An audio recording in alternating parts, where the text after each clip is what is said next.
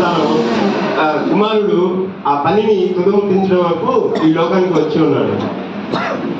కీర్తన గ్రంథము 22వ అధ్యాయం 1వ వచనం చూసినట్లయితే,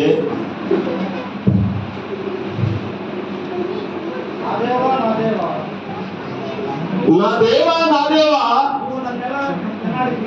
నీవు నన్ను ఎలా విడనాడితివి, నన్ను రక్షింపక నా ఆత్మతోని వినక నీవెలా దూరముగా ఉన్నావు. దేవుడు అంటున్నాడు, చూశారా తండ్రి, పిల్లవాడికి శ్రమ వచ్చింది, తినడానికి తిండి లేదు, నా తండ్రి నా పక్కన ఉంటే నాకు ఏమీ కలుగుదు, నాకు నిత్యము సమృద్ధిగా ఉంటుంది. కాబట్టి నా తండ్రి లేని లోటు నాకు తెలుస్తుంది. అలాగా దేవుని కుమారుణ్ణి ఎప్పుడైతే తండ్రి చేయి విడిచాడో అప్పుడు ఆ శ్రమ అనేది, ఆ బాధ అనేది తెలిసింది. అప్పుడు నా దేవా నన్ను ఎలా చేయి విడిచితివి, నా ఆత్మధ్వని నీవు విని నన్ను ఎలా చేయి విడిచితివి అని కుమారుడు అడుగుతున్నాడు. తండ్రి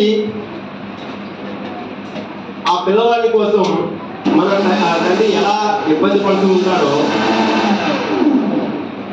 అలా నిత్యము. మొదటి కొరింథీయులకు రాసిన పత్రిక 5వ అధ్యాయము 21వ వచనం చదువు.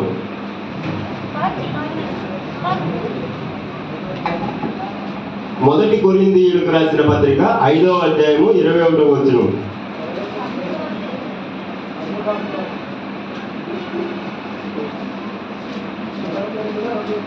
మొదటి కొరింథీయులకు రాసిన పత్రిక 5వ అధ్యాయము 20వ వచనం.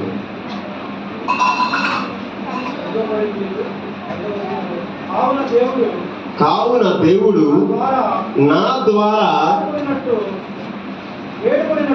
వేడుకొనినట్లు నేను క్రీస్తుకు రాయబారినై దేవునితో సమాధానం పడి క్రీస్తు పక్షముగా నన్ను బతిమాలుకొనుచున్నాడు. అయ్యా, ఇంకొంతకాలము ఓర్చుకో, నువ్వు శ్రమ ఎంత అనుభవిస్తే అంత సుఖాన్ని అనుభవిస్తావు అని తండ్రి కుమారుడికి తెలియపరుస్తున్నాడు. నీవు ఎంత శ్రమను అనుభవిస్తావో తర్వాత నీకు నిత్య రాజ్యంలో అంత సుఖాన్ని అనుభవిస్తావని చెప్పి తండ్రి తెలియపరుస్తున్నాడు. యెషయా గ్రంథము 59వ అధ్యాయము 2వ వచనము చూసినట్లయితే,